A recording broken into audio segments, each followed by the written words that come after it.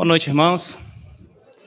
Agradeço a Deus o privilégio de poder compartilhar um pouco da meditação da palavra de Deus com os irmãos nessa noite. Vamos orar, então, primeiramente. Senhor, nosso bendito Deus e Pai, muito obrigado pelo privilégio que temos de entoar louvores ao Senhor, porque o Senhor é o nosso Deus, o nosso Criador, o nosso Salvador, aquele que nos sustenta em todo o tempo, aquele que nos concede a esperança segura de vida eterna, de que um dia estaremos com o nosso Senhor Jesus Cristo, nosso Salvador, para sempre, no lar glorioso, no lar eterno do Senhor.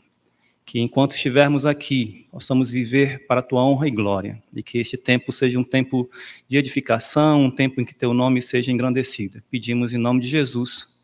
Amém. O que é a maior fonte de felicidade para as pessoas deste mundo?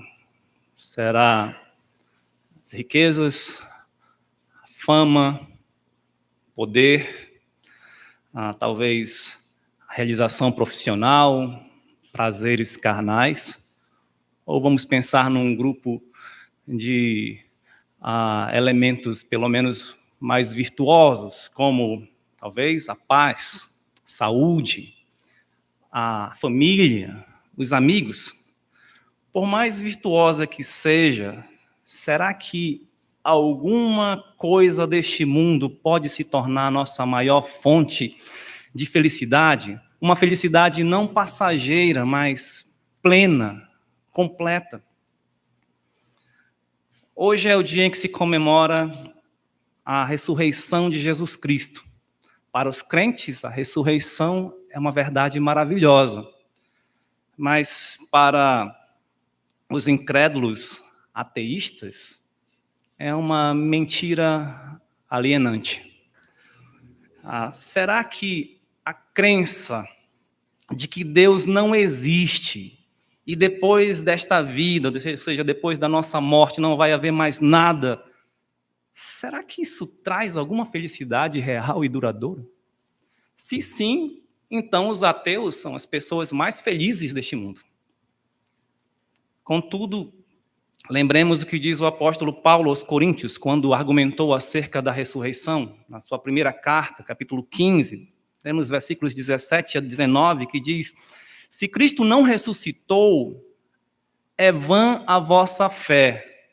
Ou seja, é inútil, não tem valor, é infrutífera. E ainda permaneceis nos vossos pecados. Cremos que Cristo nos garante a vida eterna e nos tira da condição de escravos do pecado. Mas se Cristo não ressuscitou, continuamos nesses pecados. E ainda mais, os que dormiram em Cristo pereceram. Ou seja, aqueles que creram em Cristo e morreram, não estão com Deus.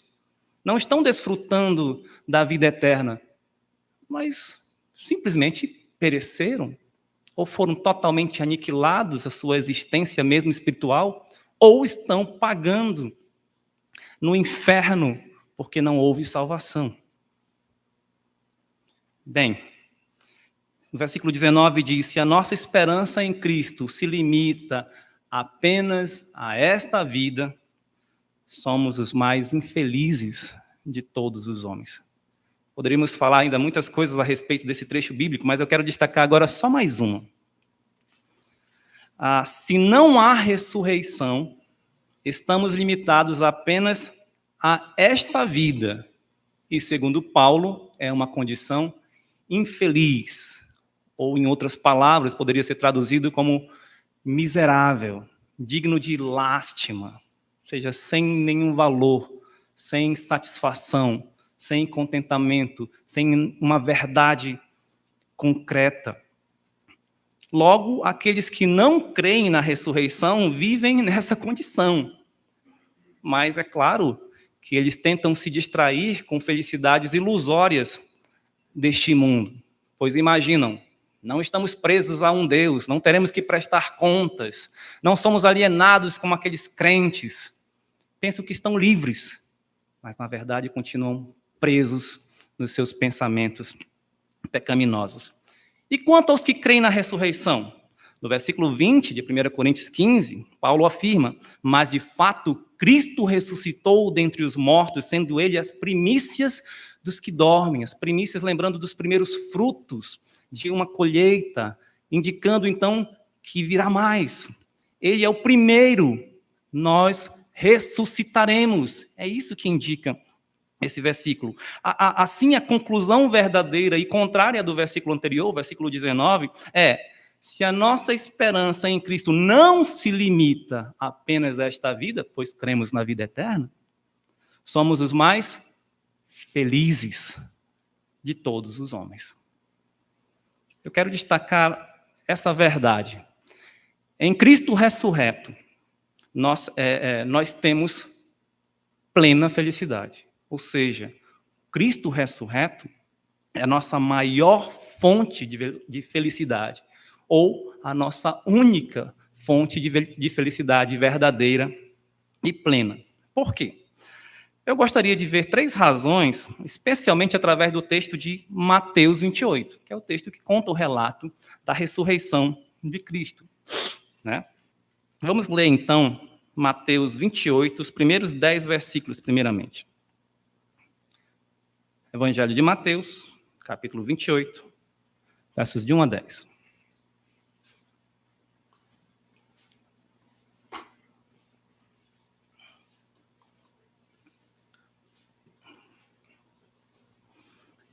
Diz assim a palavra de Deus: no findar do sábado, ao entrar o primeiro dia da semana, Maria Madalena e a outra Maria foram ver o sepulcro. Eis que houve um grande terremoto, porque um anjo do Senhor desceu do céu, chegou-se, removeu a pedra, sentou-se sobre ela. O seu aspecto era como um relâmpago e a sua veste alva como a neve. Os guardas tremeram espavoridos e ficaram como se estivessem mortos. Mas o anjo, dirigindo-se às mulheres, disse: não temais, porque sei que buscais Jesus que foi crucificado. Ele não está aqui, ressuscitou como tinha dito. Vinde ver onde ele jazia. E depois depressa e dizei aos seus discípulos que ele ressuscitou dos mortos e vai adiante de vós para a Galiléia. Ali o vereis. É como vos digo. E, retirando-se elas apressadamente do sepulcro, tomadas de medo e grande alegria, correram a anunciá-lo aos discípulos. Eis que Jesus veio ao encontro delas e disse: salve! E elas, aproximando-se, abraçaram-lhe os pés e o adoraram. Então Jesus lhes disse: não temais. Ide avisar a meus irmãos que se dirijam à Galiléia e lá me verão. Então, a primeira razão que quero destacar, baseada nesse texto, por que Cristo, ou por que a ressurreição nos promove ou nos garante felicidade plena, é que o Cristo ressurreto renova, restaura, fortalece a nossa fé. Mateus escreveu o seu evangelho com o propósito de provar aos seus leitores judeus que Jesus de Nazaré era o Messias prometido de Israel. E também para esclarecer o plano divino para o reino nesta era, considerando a sua rejeição como o rei Messias por Israel. Aqueles judeus, então, que conheceram Cristo, não estariam indo contra Deus se crescem nele, né, se crescem que Cristo era o Messias, embora Jesus tenha sido rejeitado nacionalmente pelo seu povo. Por quê? Porque a sua morte, a sua ressurreição, a sua vida, né? Sua vida, sua morte, a sua ressurreição, confirmavam o que fora dito nas Escrituras a respeito do Messias. Se confirmava nele, em Cristo, em Jesus. Certamente o dia da crucificação de Jesus foi um dia traumático para os discípulos. Apesar de todos os avisos do mestre, eles não esperavam e nem estavam preparados para o que aconteceu. Antes, temeram, fugiram, ficaram extremamente tristes e tiveram a sua fé abalada. Quando eu digo fé abalada, eu não acredito que eles verdadeiramente não criam que Jesus era o Cristo, o Messias de Israel, mas faltava-lhes algo. Eles ainda não criam em tudo o que Jesus lhes falara, pois muitas vezes não compreenderam. Vejamos aqui, para respaldar essa afirmação, Lucas 18, versos 31 a 34. Lucas 18, 31 a 34. Diz assim: tomando consigo os 12, disse-lhes Jesus: eis que subimos para Jerusalém, e vai cumprir-se ali tudo quanto está escrito por intermédio dos profetas no tocante ao Filho do Homem. Pois será ele entregue aos gentios, escarnecido, ultrajado e cuspido, e depois de o açoitarem, tirar-lhe-ão a vida, mas ao terceiro dia ressuscitará. Versículo 34. Eles, porém, nada compreenderam acerca destas coisas, e o sentido destas palavras era-lhes encoberto, de sorte que não percebiam o que ele dizia. Jesus foi muito claro aqui, né? Ele disse exatamente o que iria acontecer, especificamente cada coisa. Mas eles não compreendiam, era-lhes encoberto, né? Então, vejamos um aspecto. A falta de alegria surge por causa de uma fé deficiente. As mulheres que foram ao sepulcro no domingo de manhã não iam ver se Jesus havia ressuscitado, muito menos roubar-lhe o corpo. Mas o que foram fazer revelava o que criam, e não era na ressurreição de Cristo. Vamos ver algumas provas bíblicas de que aquelas mulheres não criam que Jesus ressuscitaria. O primeiro versículo que nós lemos aqui, Mateus 28, diz que elas foram, no primeiro dia da semana, ver o sepulcro. Foram ver o sepulcro, não foram ver Jesus crucificado. E aqui Mateus não diz o que elas foram fazer no sepulcro, além de dizer que foram ver o sepulcro. Mas Marcos, no capítulo 16, versículo 1, diz que elas compraram aromas para irem embalsamá-lo. Quem vai embalsamar uma pessoa não acredita que ele está vivo. Marcos 16 e 3 diz que elas discutiam umas com as outras, perguntando: quem nos removerá a pedra da entrada do túmulo? Elas não estavam indo pensando: Jesus está vivo.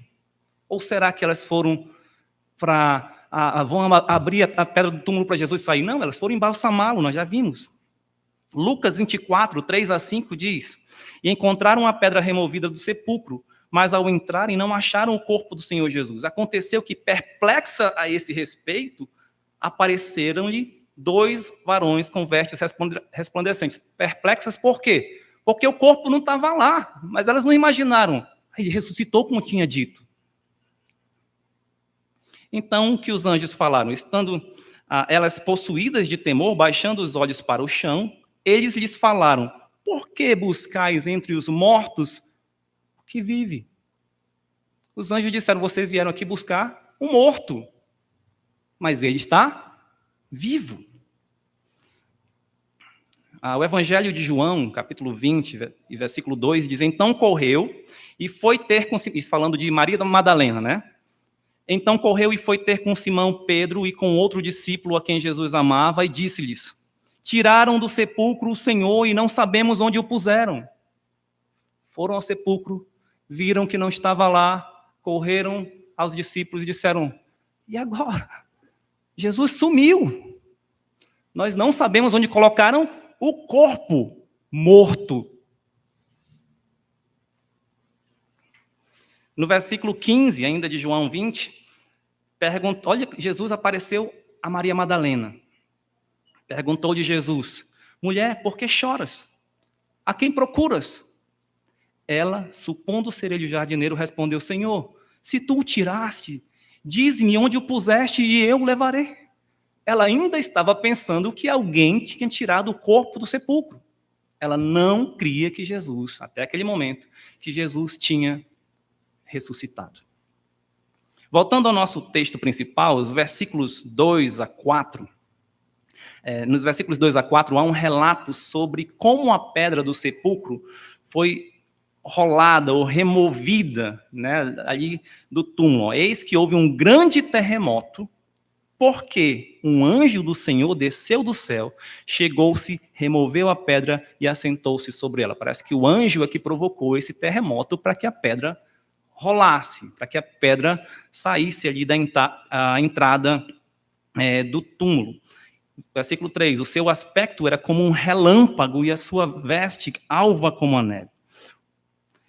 Os guardas tremeram espavoridos e ficaram como se estivessem mortos. Veja, então, toda essa grande demonstração ou manifestação do poder de Deus. Mateus deixa isso bem claro, lembra, os seus leitores são judeus. Ele queria provar que Jesus era o Messias e que era Deus que estava agindo em todas essas coisas. Os guardas, então, tremeram apavorados e ficaram provavelmente desmaiados, como se estivessem mortos. Então o anjo disse às mulheres que Jesus havia ressuscitado, versículo 6. Aliás, versículo 5. Mas o anjo, dirigindo-se a mulheres, disse: não temais, porque sei que buscais Jesus que foi crucificado. Ele não está aqui. Ressuscitou, como tinha dito. Vinde ver onde ele jazia. Elas podiam entrar no túmulo. Entraram no túmulo e viram que Jesus não estava lá. E os anjos dizendo: ele não está porque ele ressuscitou. Ele ressuscitou. O versículo 7... então, ele começa a dar algumas instruções. E depois, depressa, e dizei aos seus discípulos, aos discípulos de Jesus, que ele, Jesus, ressuscitou dos mortos e vai adiante de vós para a Galiléia. Ali o vereis. É como vos digo. Veja como o anjo foi enfático. É como se ele estivesse dizendo: prestem atenção, vejam, isso é verdade. É como vos digo. Jesus disse isso, eu estou confirmando o que ele disse. Isso aconteceu, prestem atenção. Conforme o relato de Lucas 24, versículo 8, elas se lembraram das palavras de Jesus. Jesus tinha dito o que iria acontecer. Eu vou ressuscitar e vocês devem ir a Galiléia. Onde essas mulheres e os discípulos deveriam estar? Na Galiléia. Mas o evangelista Marcos relata que por causa do medo, nada disseram a ninguém. Marcos 16 e 8. Não disseram a ninguém. Então, a gente está aqui fazendo um quebra-cabeça, vendo a visão de cada um dos evangelistas, porque um vai dizendo uma coisa, o outro dá um outro detalhe, então a gente vai encaixando aqui. Realmente, a instrução do anjo exigia não somente a obediência, mas também fé. Elas tinham que acreditar, elas tinham que crer. Como anunciaria uma notícia como aquela se não acreditassem nela? Imagina, como eu vou dizer que um homem ressuscitou dentre os mortos? Não foi Jesus que foi lá e fez o milagre, como nós vimos, mas ele ressuscitou sozinho. Como eu vou dizer isso? Como vamos dizer isso? Elas precisavam acreditar. Aquela grande manifestação sobrenatural do poder de Deus deveria motivá-las a crer, além de mostrar aos leitores do Evangelho de Mateus que Deus estava agindo, mesmo naquela situação de aparente derrota, em que nem mesmo os seus discípulos mais próximos acreditavam que ele, Jesus, iria ressuscitar. Veja, Cristo morreu e foi ressuscitado. Entendemos que numa sexta-feira. Sábado foi o dia da preparação, os judeus não podiam fazer nada. No domingo pela manhã, provavelmente não tinha ainda ninguém fazendo obra alguma, aquela calmaria. Um dia inteiro se passou. E talvez aqueles discípulos tristes, como nós podemos ver no relato de Marcos, chorando, sem talvez mais esperança. Pensávamos que ele era o Messias, pensávamos que ele iria reinar, que ele iria redimir o povo de Israel. Era como se Deus os tivesse abandonado, mas Deus estava ali, agindo. Tem tudo sob controle. Esse é o Deus, como diz o profeta Isaías, no capítulo 64, versículo 4, que trabalha por aqueles que nele esperam. Esse é o Deus. Nós devemos, então, sempre entender que Deus está no controle de todas as coisas, por mais que as coisas aos nossos olhos pareçam difíceis e impossíveis de haver uma solução. Deus estava agindo mesmo naquela situação difícil. Um outro aspecto é que a alegria vem pela fé e entendimento da palavra. Observe que Mateus 28:8 diz: retirando-se elas apressadamente do sepulcro, tomadas de medo e grande alegria, correram a anunciá-los aos discípulos. Elas estavam com um misto de sentimentos que parecem ser contraditórios, né? Medo, mas ao mesmo tempo grande alegria. É como se estivessem com medo por causa daquilo que viram os anjos, em todo aquele esplendor, como raios, como relâmpagos, falando a elas, e eufóricas pelo que ouviram deles, aquelas notícias, mas ainda assim sem acreditar. É como se diz hoje, é bom demais para ser verdade. Estavam alegres, empolgadas, mas ao mesmo tempo com medo, talvez com dúvidas. Mas aí, versículo 10. Aliás, versículo 9. Eis que Jesus veio ao encontro delas e disse: salve. Essa é uma saudação, como alguém chegaria com você e dizia e diria: tudo bem, paz, né? Shalom, no caso dos judeus. Mas essa palavra literalmente significa alegrem-se. Alegrem-se. Talvez alguns de nós, quando a gente analisa friamente a palavra salve, também parece que não faz sentido algum, né? Salve. Mas era uma saudação, e nós entendemos isso. Aqui seria, alegrem-se. Eu estou aqui. E continuo. Elas, aproximando-se, abraçaram-lhe os pés e o adoraram. Veja o que Jesus lhes disse. Parece que reforçando o que os anjos disseram, que era o que Jesus já havia dito antes da sua morte. Versículo 10. Então Jesus lhes disse: não temais. Ide avisar a meus irmãos que se dirijam a Galiléia e lá me verão. Não tenham medo. Vocês estão com medo? Não tenham medo. Alegrem-se. Digam aos meus irmãos que me verão na Galiléia. Jesus ressurreto ali foi a confirmação da palavra e do poder de Deus, da palavra, porque Deus já tinha dito isso nas suas promessas, nas suas profecias, na sua escritura, o que iria acontecer. E do poder, porque ele é todo poderoso para cumprir a sua promessa. E fez o que fez, aquela grande demonstração de poder. Então, foi a confirmação da palavra e do poder de Deus para aquelas mulheres e certamente a consumação daquela grande alegria que elas estavam começando a sentir. Agora sim, não foi apenas o terremoto, que possivelmente elas viram ali, nem somente o anjo em todo o seu esplendor, seja algo miraculoso, algo sobrenatural que apareceu diante delas, mas Jesus ressurreto em pessoa lhes tirou de vez a incredulidade para que pudessem ter a sua fé renovada, confirmada, restaurada. Contudo, os discípulos, que de acordo com o relato de Marcos estavam tristes e chorando, não acreditaram nelas. Não acreditaram nelas. Lucas disse que para eles, para os discípulos, tais palavras, as palavras das mulheres, quando começaram a anunciar que Jesus estava vivo, pareciam como que delírio. Está lá em Lucas 24, versículo 11. Essas mulheres estão delirando. Sabemos que naquela época e cultura, o testemunho de uma mulher não era levado em consideração pela sociedade. Não era válido num tribunal judaico.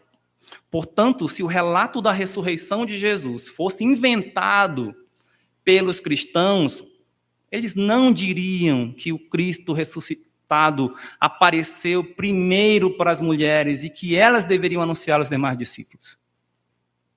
Isso é uma evidência de que esse relato realmente foi um fato, não foi forjado. Não foi forjado.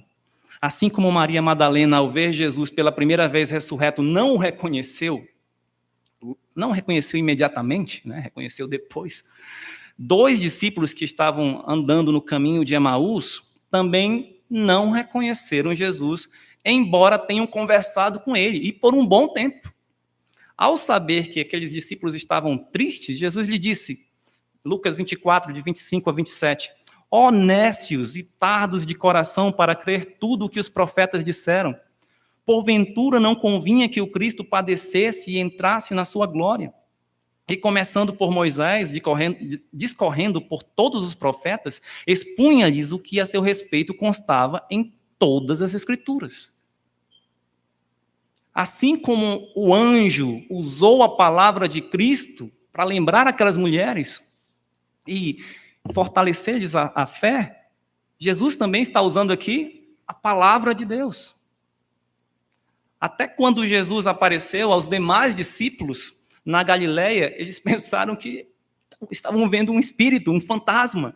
Então o Senhor mostrou a eles as mãos, os pés, as marcas dos cravos. Disse, tocai em mim, porque um espírito não tem carne e osso, como vedes que eu tenho. E mesmo assim, diz que eles não acreditavam. E Jesus diz, tem algo o que comer aqui? E ele comeu na presença deles.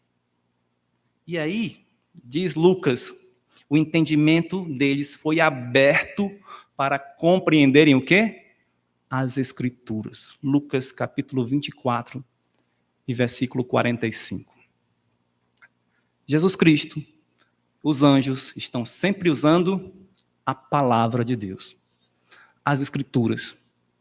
Talvez alguns não acreditem com grandes manifestações sobrenaturais, como elas parece que não acreditaram com o terremoto.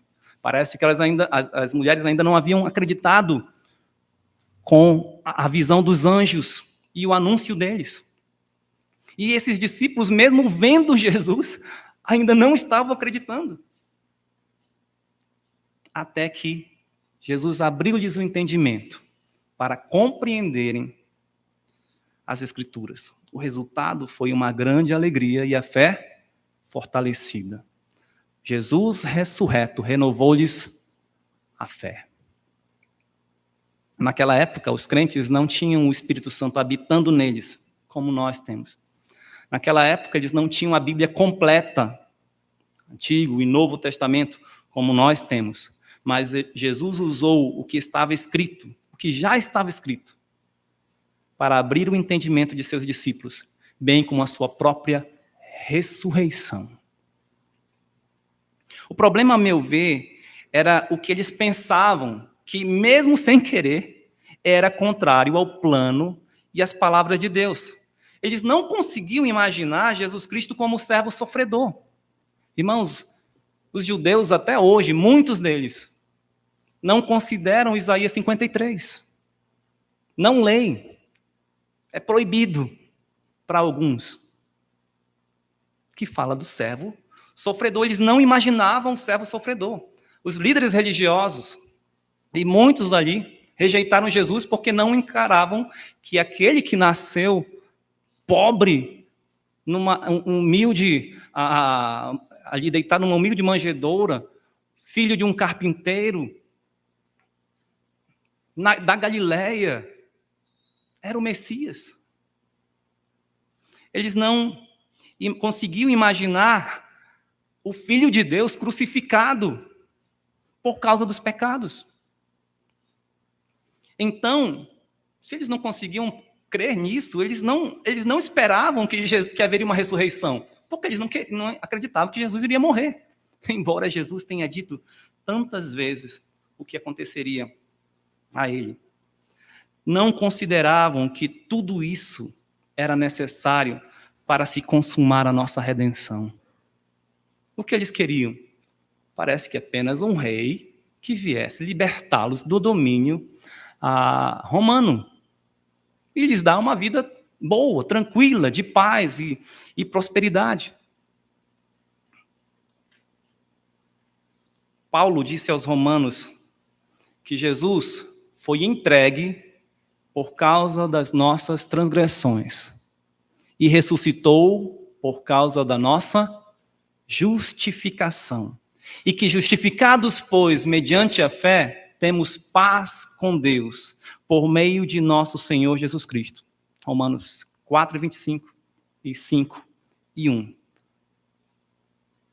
Perceba que temos alguém, Filho de Deus, que morreu pelos nossos pecados, que morreu em nosso lugar, para nos conceder a salvação.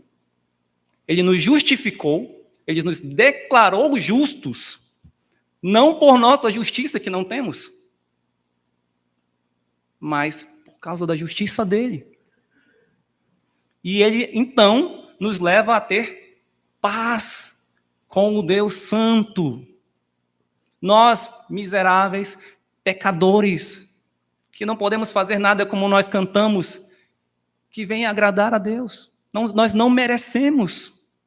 Pelos nossos próprios méritos, nós não podemos fazer nada que agrade a Deus. Será que isso, receber toda essa bênção, não é suficiente para nos proporcionar a maior alegria do mundo e uma gratidão infinita, além de mudar todo o nosso viver?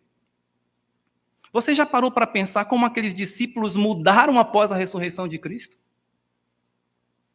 De medrosos e inconstantes passaram a ser destemidos e perseverantes, ao ponto de entregarem as suas próprias vidas pelo Evangelho. Quem faria isso por uma mentira? Lembra quando eles foram ali indagados pelos líderes religiosos porque estavam pregando Jesus Cristo, que eles já haviam dito que não era para pregar? O que eles disseram? Não podemos deixar de falar daquilo que vimos e ouvimos.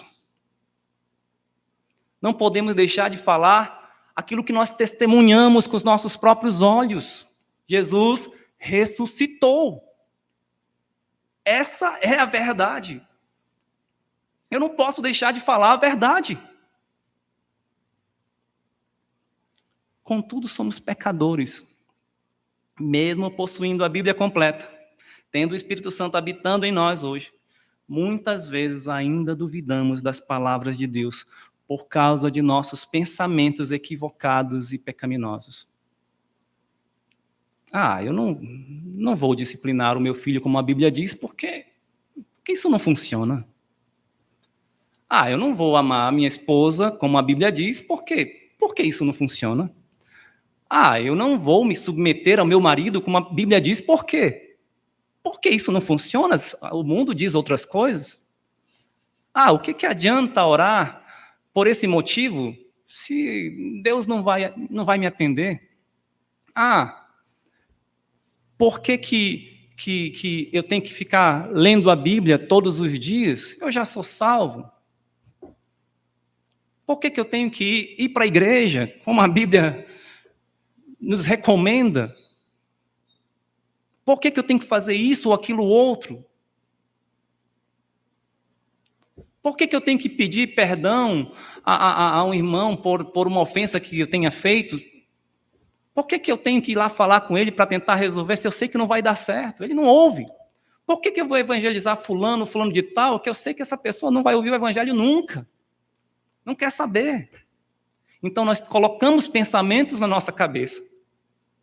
E nós cremos nesses pensamentos mais do que na palavra de Deus. E isso nos cega. Isso nos cega. Portanto, quando você estiver triste, confuso, ou duvidando de algum ensino bíblico, lembre-se de que Jesus morreu, foi sepultado e ressuscitou ao terceiro dia, segundo as Escrituras. A palavra de Deus é fiel. Nunca falhou, nem falhará. Deus é todo-poderoso. Ele pode fazer todas as coisas conforme a sua sabedoria, a sua soberania, a sua vontade, que é boa, agradável e perfeita. Por mais que você não entenda a sua palavra, porque nós somos limitados e pecadores, confie nela e a obedeça. cumpra, pratique-a, desfrutando dessa forma da alegria da salvação.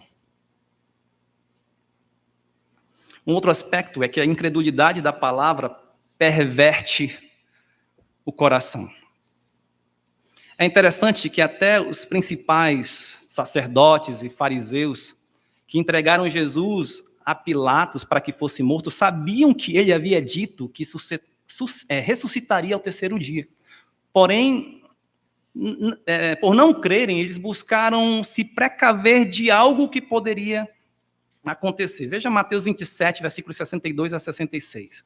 No dia seguinte, que é o dia depois da preparação, reuniram-se os principais sacerdotes e os fariseus e, dirigindo-se a Pilatos, disseram-lhe: Senhor, lembramo-nos de que aquele embusteiro, enquanto vivia, disse: depois de 3 dias ressuscitarei. Ordena, pois, que o sepulcro seja guardado com segurança até o terceiro dia, para não suceder que, vindo os discípulos, o roubem e depois digam ao povo: ressuscitou dos mortos.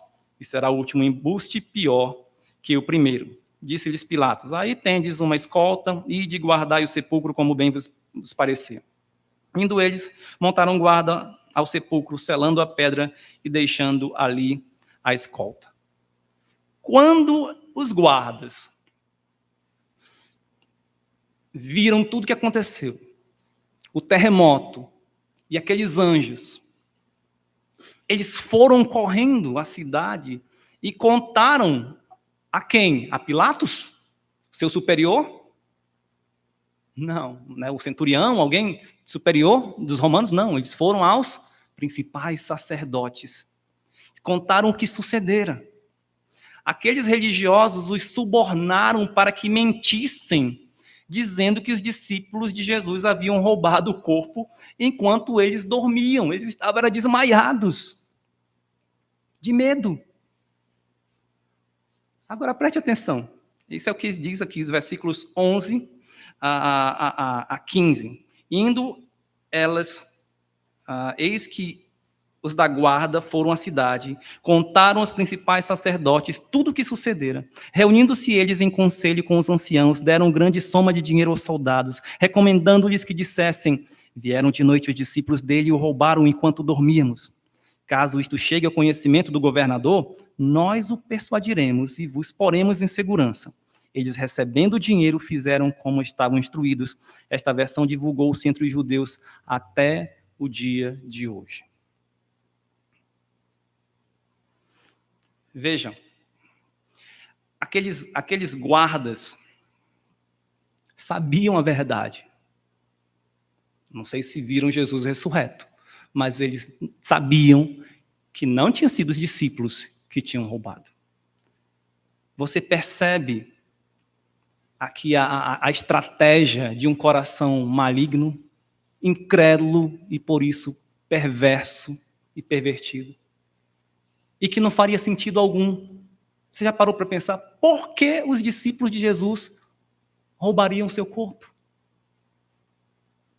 Se os discípulos de Jesus roubassem o corpo de Jesus, isso só provava que eles nunca creram que Jesus era o Cristo.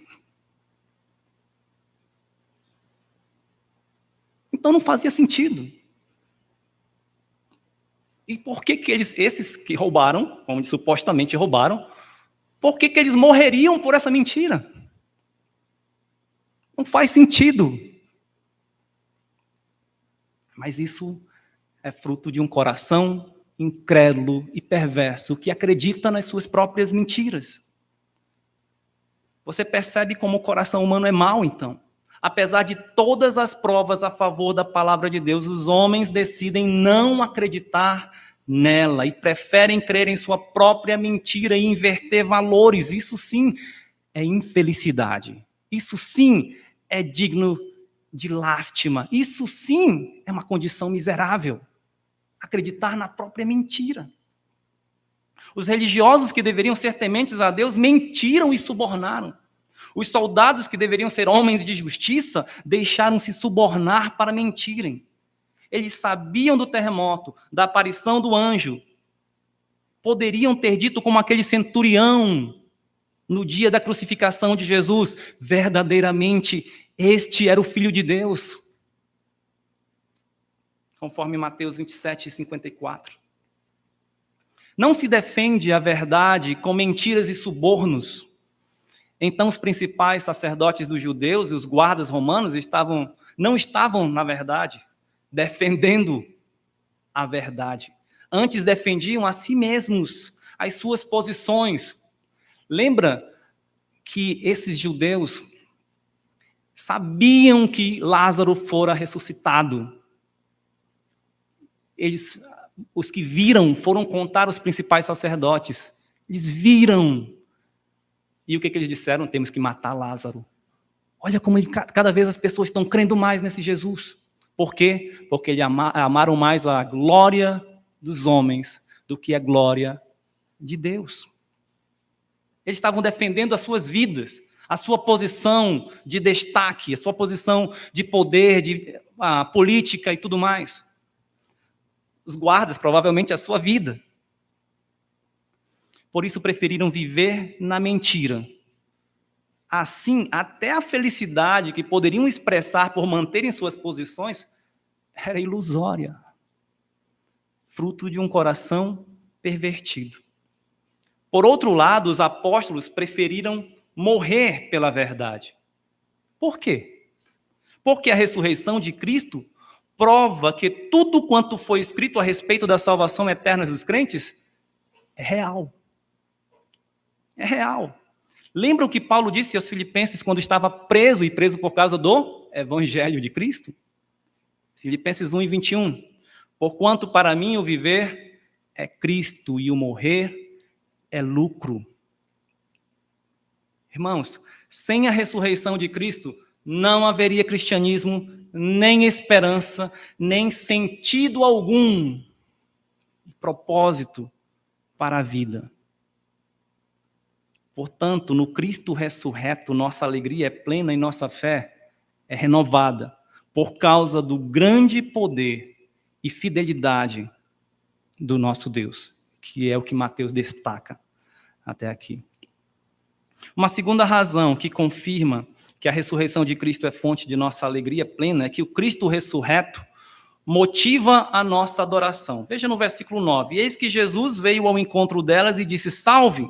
E elas, aproximando-se, abraçaram-lhe os pés e o adoraram. A atitude das mulheres, conforme esse versículo, revela muita coisa que talvez passe despercebido ou batido numa leitura rápida. A primeira coisa que eu quero destacar é que Jesus foi adorado por elas. Ele foi adorado. Adoração é exclusiva a quem?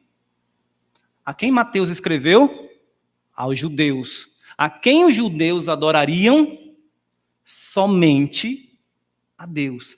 Logo, aquelas mulheres judias verdadeiramente criam que Jesus Cristo era Deus. A ressurreição de Cristo indicava a divindade dele. Toda aquela manifestação de poder, terremoto, os anjos, foi obra de Deus. Todo o plano de redenção sendo cumprido foi obra de Deus. A ressurreição de Cristo, além de garantir a justificação dos crentes, que é a obra de Deus, confirma a divindade de Jesus. Sim, ele é digno de adoração porque ele é Deus. Só ele é Deus, o Deus homem. Nós não devemos adorar Maria. Maria não é uma deusa. Nós não devemos adorar qualquer um dos apóstolos. Nós não devemos adorar qualquer outro homem ou mulher. Nós só devemos adorar a Deus. Nós não devemos adorar coisas. Nós não devemos adorar os prazeres, as riquezas, a fama, o poder. Só devemos adorar a Deus. Segundo aspecto, a adoração a Deus deve ser reverente. A segunda coisa que eu quero aqui destacar pode parecer estranha no nosso contexto atual e de cultura ocidental. Observe que o relato de Mateus não diz que as mulheres somente o abraçaram a Jesus, o que já seria para nós uma reação natural. né? Se você via alguém que você pensava que estava morto, talvez você iria lá e o abraçasse, né? Mas o que é dito no texto? Elas abraçaram os pés. Uma atitude de profunda reverência, humilhação e submissão. Tudo isso fazia parte da adoração delas. Embora saibamos, através da própria Bíblia, da existência de vários tipos de adoração, sendo alguns tipos terríveis e forçados por governantes aos seus deuses, como, por exemplo, Nabucodonosor forçando todos ali a se ajoelharem diante daquela estátua de ouro que ele levantou. Então, as pessoas iam ter que adorar forçados ali, né? Mas a adoração dos crentes a Deus, ao Deus verdadeiro, não é assim. Não deve ser assim. Antes deve surgir de um coração sincero, cheio de fé, amor, gratidão e alegria. Eu acredito que a própria ideia de adoração tem sido deturpada por muitas igrejas em nossos dias, o que é visto claramente nos cultos shows e na forma irreverente como Deus tem sido tratado por muitos crentes. Você já viu alguém falando de Deus ou agindo como Deus, sendo aquele seu amigão e tal, o cara lá de cima, o não sei o quê e tal, e parece que não tem respeito nenhum por Deus. Afinal de contas, o que é adoração? A palavra grega traduzida por adoração significa beijar a mão de alguém em sinal de reverência. Ou também, entre os orientais, e especialmente os persas, cair de joelhos e tocar o chão com a testa como uma expressão de profunda reverência. Veja, as mulheres foram ao chão para abraçar os pés. Agora, no Novo Testamento, pode significar ajoelhar-se ou prostrar-se, prestar homenagem e reverência a alguém, seja para expressar respeito ou para suplicar. Normalmente isso é feito a Deus. Tudo isso se conforma à descrição da atitude das mulheres, que além de abraçarem os pés de Jesus, certamente viram as marcas dos cravos. Você já se imaginou vendo as cicatrizes do nosso Salvador? Uma coisa é certa, quando temos a verdade bíblica bem evidente em nossa mente, ou no caso daquelas mulheres, diante dos próprios olhos, nossa única reação adequada é adorar a Deus. Aqui na igreja, adoramos a Deus porque meditamos na verdade de Deus. É ela que nos motiva a adorar. O Cristo ressurreto era uma motivação gigante para a adoração. Estava ali diante delas. Quando nós cremos nessas verdades, nós devemos adorar a Deus.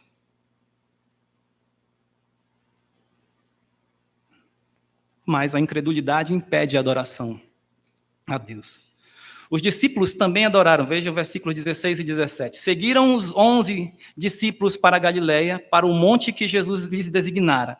E quando o viram, o adoraram, mas alguns duvidaram. Acredita-se que foi nesse monte, na Galileia, que Jesus foi visto por mais de 500 irmãos de uma só vez, como Paulo afirmou aos Coríntios, lá na sua primeira carta aos Coríntios, capítulo 15, versículo 6. Mas conforme o relato de Lucas, Jesus precisou mostrar-lhes os sinais, sabe, quando estava em uma das suas aparições aos seus discípulos, né? Os sinais dos cravos, comer diante deles, eles estavam ainda cheios de dúvidas. Lucas 24, 36 a 43, disse que estavam em dúvidas, e Jesus, por que tem dúvidas? Por que o seu coração está cheio de dúvidas ainda? Veja que sou eu. João conta o caso de Tomé, que não viu Jesus na primeira vez que apareceu aos discípulos, depois de ressurreto, e por isso duvidou. Eu só crerei se eu o vir e tocar nas chagas e no seu lado, né? Chagas das mãos, os pés. e no seu lado. Porém, 8 dias depois, quando Jesus apareceu novamente aos discípulos, estando Tomé presente, este lhe disse: Senhor meu e Deus meu.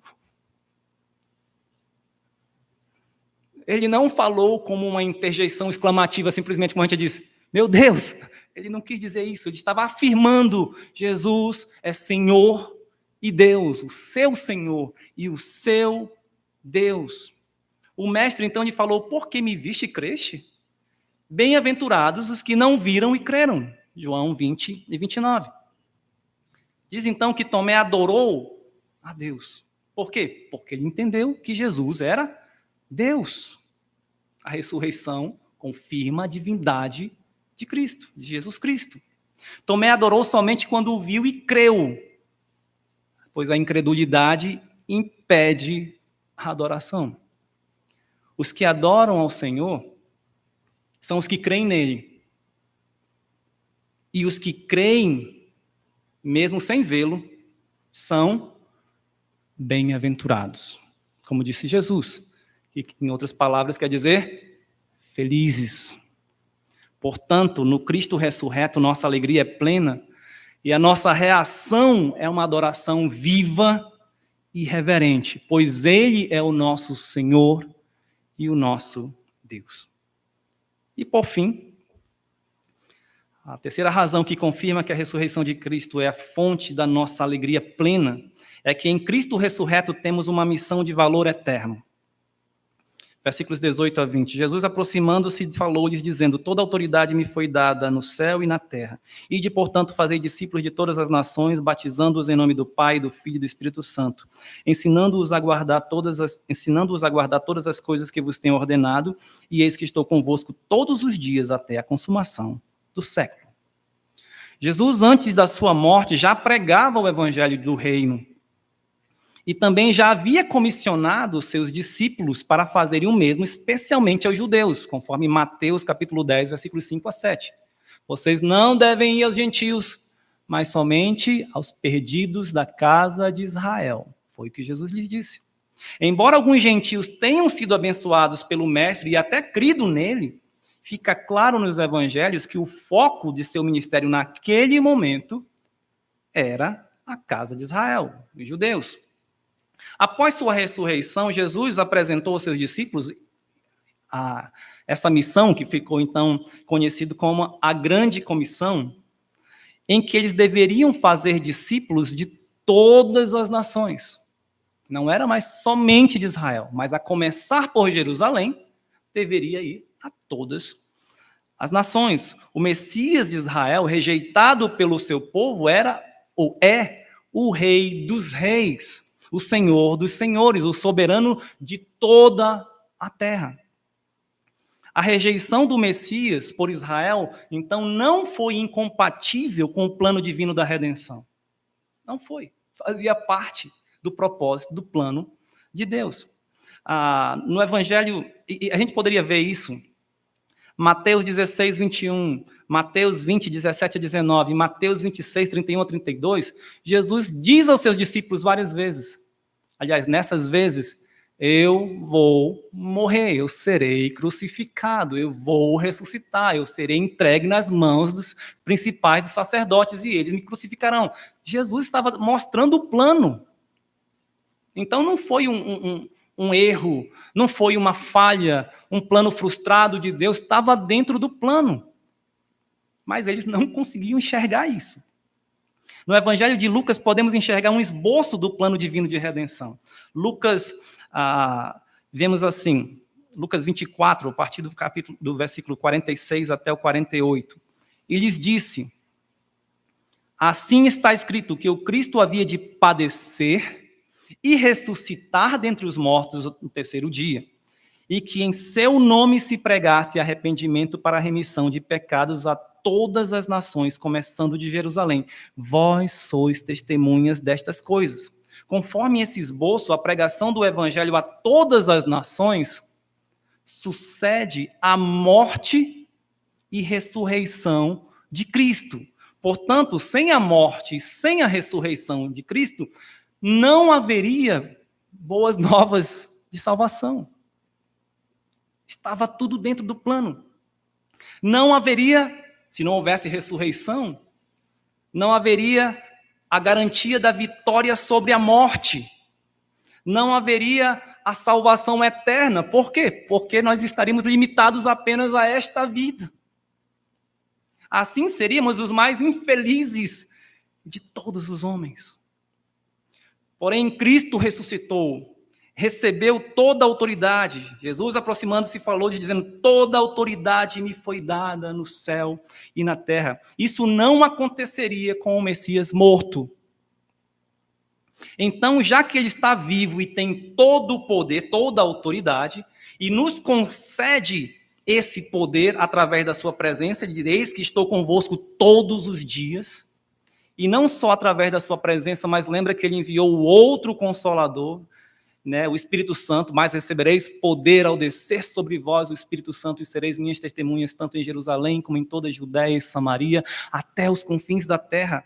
Ele nos concedeu esse poder pela sua presença através do outro Consolador, o Espírito Santo. Assim como aqueles que foram testemunhas oculares da sua ressurreição, devemos também nós lançar a semente do Evangelho a todos. E Deus fará a sua colheita. Deus fará a sua colheita. Quem não se alegra com boas notícias? E quem não deseja logo anunciá-las? A ressurreição de Cristo garante as boas novas de salvação, a salvação para aqueles que creem em Jesus.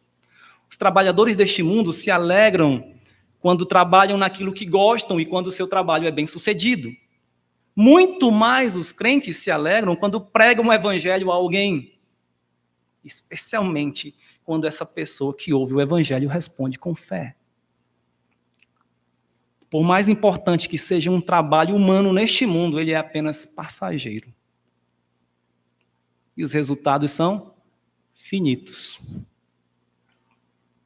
Mas o resultado da pregação do evangelho tem valor eterno. Porque nós não estamos limitados apenas a esta vida. Existe a vida eterna. Pois Cristo ressuscitou e garante a todo aquele que nele crê a vida eterna. Assim como a cruz não foi o fim do Senhor Jesus Cristo, nele, nossa morte física também não será o nosso fim. Ele é a primícia dos que dormem. Em Cristo temos vida. Quem crê nele, ainda que morra, viverá. Então a ressurreição de Cristo nos impulsiona a servi-lo alegremente em sua obra. Nós somos embaixadores do Rei dos Reis. Lembremos das palavras de Paulo, naquele capítulo 15 de 1 Coríntios, que fala a argumentação sobre a ressurreição. Finalzinho, versículo 58.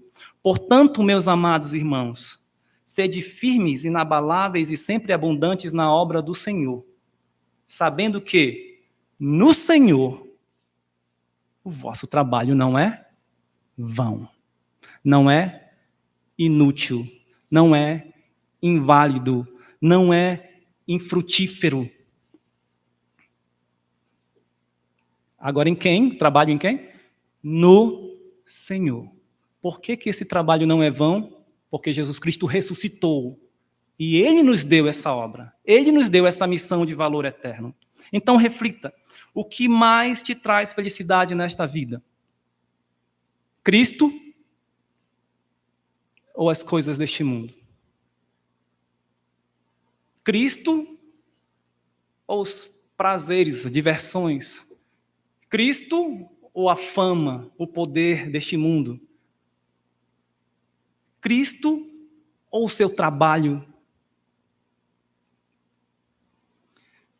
Vimos, enfim, que o Cristo ressurreto é a nossa maior fonte de felicidade, pois Ele é o Deus vivo e eterno.